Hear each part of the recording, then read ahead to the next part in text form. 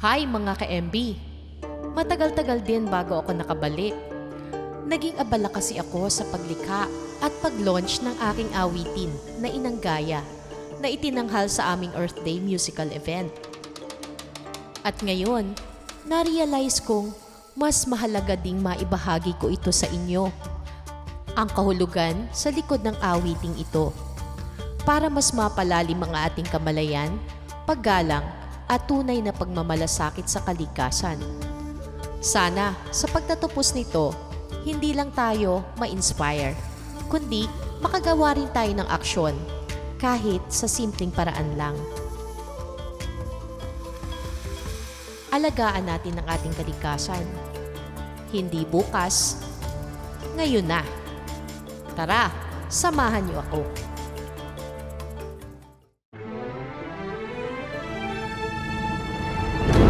Sa ating mundo, ang lahat ng buhay ay patuloy lang sa paglalakbay. Iba't ibang karanasan man ang ating tinatahak, may hatid na aral sa ating tumatatak. Nagpapalago at nagpapaunlad ng ating spiritualidad. Tayo na't gumising sa kawalan. Tuklasin ang mahiwagang buwan.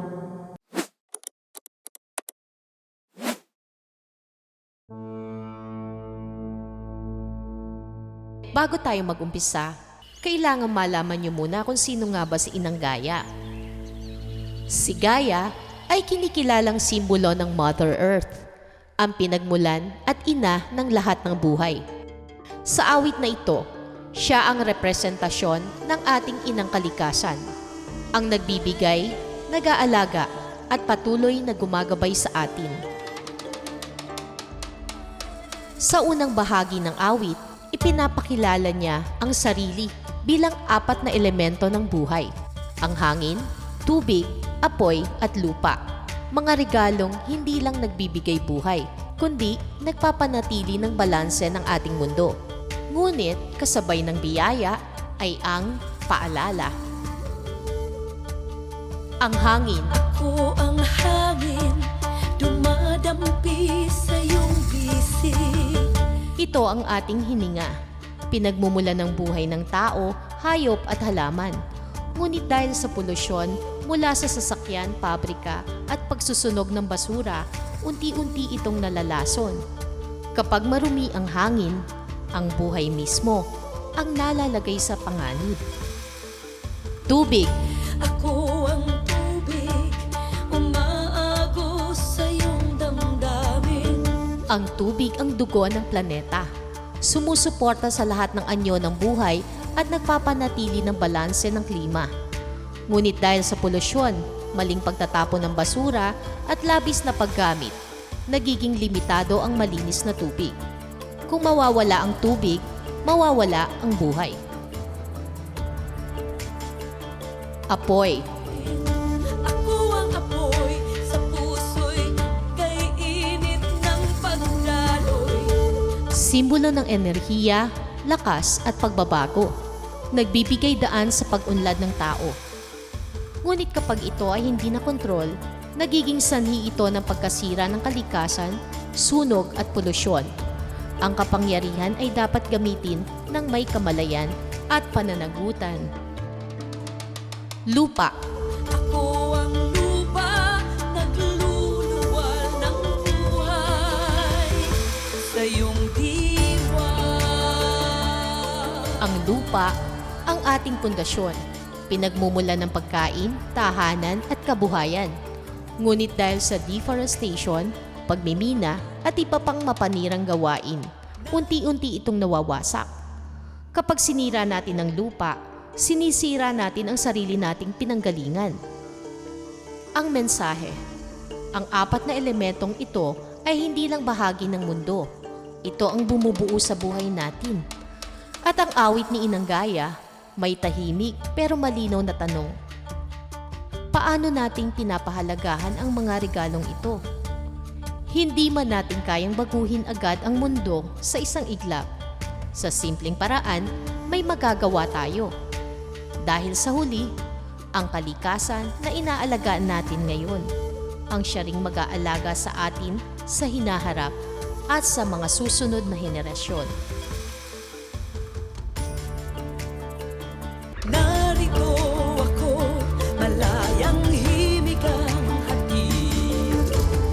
Ang mensahe, ito ay parang tinig ni Inang Gaia mismo.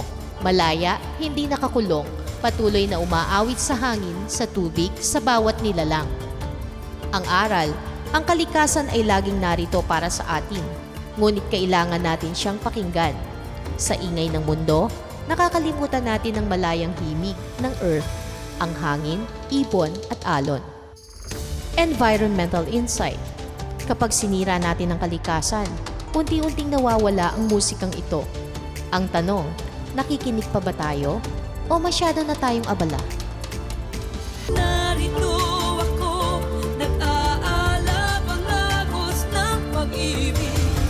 Mensahe, hindi passive ang pagmamahal ni Mother Earth. Ito ay buhay, umaagos at nag-aalab. Aral, ang pag-ibig ng kalikasan ay hindi nauubos. Pero, hindi ibig sabihin nito ay maaari natin siyang abusuhin. Environmental insight, ang nag-aalab ay maaari ding maging babala. Kapag hindi na balanse, nagiging sunog, bagyo, baha. Parang sinasabi niya, ang pag-ibig ko ay nagbibigay buhay. Pero, kaya rin itong gumising sa inyo. Tunay na awit ko, lumilikha ng bagong tinig. Mensahe, ang awit ni Gaia ay patuloy na nag-e-evolve at tayo ay bahagi ng bagong himig na ito. Ang aral, may responsibilidad tayo na maging bagong tinig, mga taong magsasalita at kikilos para sa kalikasan. Spiritual insight, hindi lang ito tungkol sa external world. Ito ay tungkol sa inner voice natin na aligned sa Earth consciousness. Ako'y naririto, nasa iyong kamalayan, gumigising. Mensahe, ito ang pinakamakapangyarihang bahagi. Hindi hiwalay si Inang Gaia sa atin. Nasa loob siya ng kamalayan natin. Ang aral, ang tunay na pagbabago ay nagsisimula sa pagkagising. Kapag nagising ang tao, automatic na sumusunod ang paggalang, pag-aalaga at pagmamahal sa mundo. Spiritual plus environmental connection. You don't save the earth by force. You save it by awakening consciousness. Parang sinasabi sa iyo ni Inang Gaia, narito ako hindi lang sa paligid mo, kundi sa loob mo. Kung makikinig ka, maririnig mo ang awit ko. Kung magigising ka, magiging bahagi ka ng bagong himig ng mundo.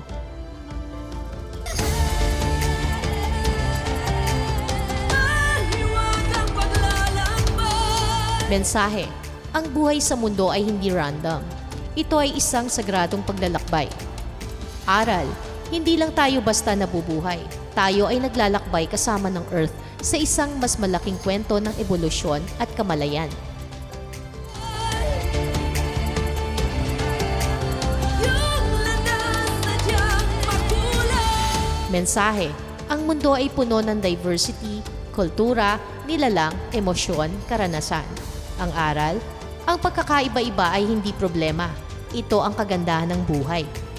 Environmental insight, biodiversity is sacred. Kapag nawala ang kulay ng kalikasan, gubat, hayop, dagat, mawawala rin ang balanse ng buhay. Human reflection, tulad ng kalikasan, ang bawat tao ay may kanya-kanyang kulay at lahat ay mahalaga. Sa aking mga kamay, Mensahe, ito ang direktang tinig ni Inang Gaia. Inaako niya ang responsibilidad bilang tagapangalaga ng buhay. Pero may twist, mas malalim na aral. Hindi lang ito tungkol sa kanya, tayo rin ang kanyang mga kamay. Spiritual realization, tayo ang extension ni Gaia sa mundong ito. Kung ano ang ginagawa natin, iyon ang ginagawa niya sa pamamagitan natin. nakasalalay, mag-ikot ng buhay.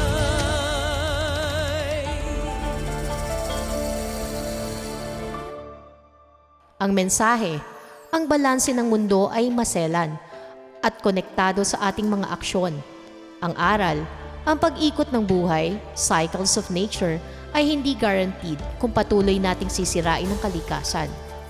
Environmental truth, climate, seasons, ecosystems. Lahat ito ay interconnected. Kapag may nasira sa isa, apektado ang kabuuan. Ang kabuuang mensahe ng bahaging ito, parang sinasabi ni Inang Gaya, sumabay kayo sa aking awit. Ang buhay ay isang mahiwagang paglalakbay, makulay, buhay at sagrado. Ngunit tandaan nyo, ang pag-ikot ng buhay ay hindi lamang nasa aking mga kamay. Ito ay nasa inyo rin.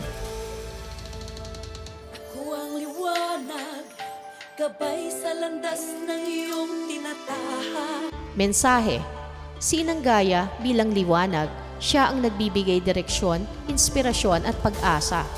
Ang aral, may gabay tayong pwedeng sandalan, pero kailangan natin itong piliing sundin. Spiritual insight.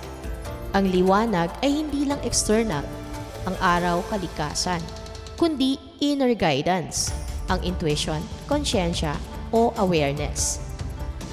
Ako ang dilim, nagbabadiyan ng hamon sa takip silid. Mensahe, hindi lang puro liwanag ang mundo, kasama ang dilim, ang pagsubok, ang uncertainty. Aral, ang dilim ay hindi kaaway, ito ay guro. Environmental and spiritual insight. Ang mga dilim sa mundo, climate crisis, pagkawala ng kalikasan ay hindi lang problema, kundi wake-up call. Inner reflection. Sa personal na buhay, ang takot, lungkot at challenges ay daan para sa paglago. Ako ang araw, nagbibigay sigla sa pusong mapanglaw. Mensahe, si Gaia bilang araw ay source of life, energy at renewal. Ang aral, laging may pagkakataon para magsimula muli. Environmental truth. Ang araw ay literal na nagbibigay buhay sa lahat. Plants, ecosystems, cycles. Kapag nawala ang balanse, pati ang sigla ng mundo ay naaapektuhan. Emotional layer. Sa kabila ng dilim, may init at pag-asa na laging bumabalik. Ako ang buwan, nagdudulot ng linaw sa karimlan. Mensahe, kung ang araw ay sigla, ang buwan ay katahimikan at pagninilay. Aral, hindi lahat ng linaw ay nanggagaling sa liwanag na maliwanag. Minsan, sa tahimik at madilim na sandali natin nakikita ang katotohanan. Spiritual insight. Ang buwan ay sumisimbolo sa intuition, inner wisdom at subconscious. Ito ang boses na maririnig mo kapag tumatahimik ka. Mas malalim na kabuuang mensahe. Parang sinasabi ni Inang Gaya, ako ang liwanag at dilim, ako ang lakas at katahimikan, ako ang araw na nagbibigay buhay at buwan na nagbibigay linaw. Huwag mong tanggihan ang kahit anong bahagi dahil sa balanse, doon mo matatagpuan ang tunay na pagkakaisa. Environmental plus spiritual synthesis. Ang kalikasan ay balanse, araw at gabi, liwanag at dilim. Kapag sinira natin ang balanse, nawawala ang harmony ng buhay. Tulad ng Earth, tayo rin ay may liwanag at dilim, at pareho itong mahalaga sa ating paglago. Core realization, hindi natin kailangan labanan ng dilim. Kailangan natin itong intindihin at i-integrate tulad ng ginagawa ng kalikasan araw-araw. Take away para sa inyo mga ka-MB. Yakapin ng buong sarili ang ating liwanag at dilim. Magtiwala sa inner guidance, ang ating liwanag, at inner wisdom, ang buwan. Tingnan ang challenges bilang bahagi ng natural cycle ng buhay. Igalang ang balanse ng kalikasan dahil yun din ang balanse sa loob natin. Sa pagsilang ng buhay dito, ako ang saksi.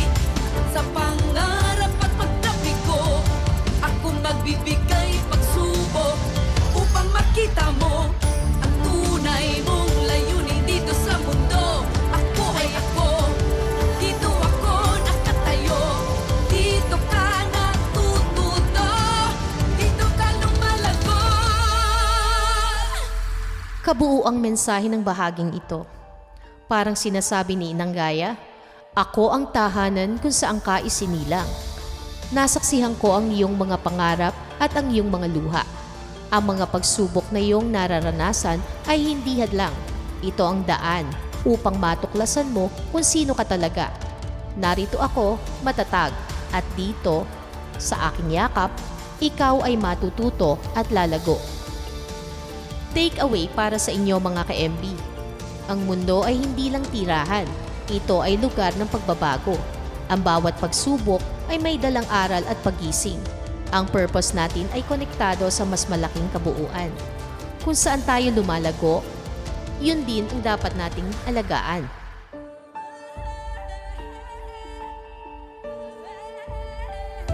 Ako ang saksi ng maalab mong diwa. Mensahe, nakikita at nararamdaman ni Inang Gaia ang apoy sa loob natin, ang passion, galit, pag-asa at intensyon. Ang aral, ang enerhiya natin ay mahalaga. Kung paano natin ito ginagamit, yun din ang humuhubog sa mundo. Reflection, ang maalab mong diwa, ito ba ay lumilikha o sumisira? Ako ang sanhi ng malayang wika. Mensahe, ang kalayaan sa pag-iisip, pagsasalita at pagpapahayag ay nagmumula rin sa kanya. Aral, may kapangyarihan ng boses natin. Environmental at spiritual insight. Gamitin ang tinig hindi para manira, kundi para magmulat, magtanggol at magbigay buhay para sa kalikasan at kapwa. Ako ang saksi sa agos ng iyong buhay. Mensahe, kasama natin siya sa bawat yugto. Pagtaas, pagbagsak, pagbabago. Aral, ang buhay ay parang agos, hindi kontrolado, pero may direksyon. Spiritual reflection, kapag lumalabang ka sa agos, napapagod ka. Kapag natuto kang sumabay, natututo kang magtiwala. Ako ang sanhi sa himig ng pusong taglay. Mensahe, ang musika, damdamin at inspirasyon sa loob natin, bahagi rin ng enerhiya ni Gaia. Aral, may awit ang bawat isa sa atin, isang natatanging paraan ng pagpapahayag. Reflection, ano ang himig na ibinabahagi mo sa mundo? Pag-asa ba o ingay? Sa aking mga kamay, umiikot ang buhay. Siya ang tagapagpanatili ng balanse ng mundo. Kasama tayo sa mga kamay na yon. Aral, ang kinabukasan ng buhay ay hindi lang nasa kanya, nasa ating mga desisyon araw-araw. Inang Gaia, Inang Gaia,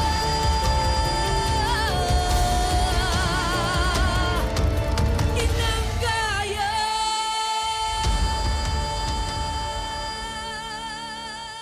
Ito ay hindi lang pangalan. Ito ay paalala ng relasyon. Hindi siya mundo lang. Siya ay ina. At bilang ina, siya ay nagmamahal. Siya ay nagtuturo. Siya ay nagpapatawad. Pero umaasa rin siya na tayo ay matututo. Kabuoang habili ni Inang Gaia. Parang sinasabi niya sa huling bahagi, "Anak, nasaksihan ko ang iyong apoy, ang iyong mga salita at ang iyong paglalakbay. Ang himig na dala mo ay may kapangyarihang baguhin ang mundo. Ngunit tandaan mo, ang buhay na umiikot sa aking mga kamay ay ipinagkakatiwala ko rin sa iyo." Huling aral para sa ating lahat. Gamitin ang ating enerhiya at boses ng may kamalayan. Kilalanin na tayo ay bahagi ng daloy ng buhay. Hindi hiwalay dito. Ibahagi ang ating himig bilang inspirasyon, hindi pagkasira. At alalahanin ng Earth ay hindi lang tahanan. Ito ay inang nagtitiwala sa atin. Kaya sa dulo ng mensahe ng music video, sinabi nito na, ito ang mundong sayo ay nagbigay buhay. Kaligtasan nito, sayo nakasalalay. So, yun na lamang po muna. Peace, love, and light. Thanks for watching.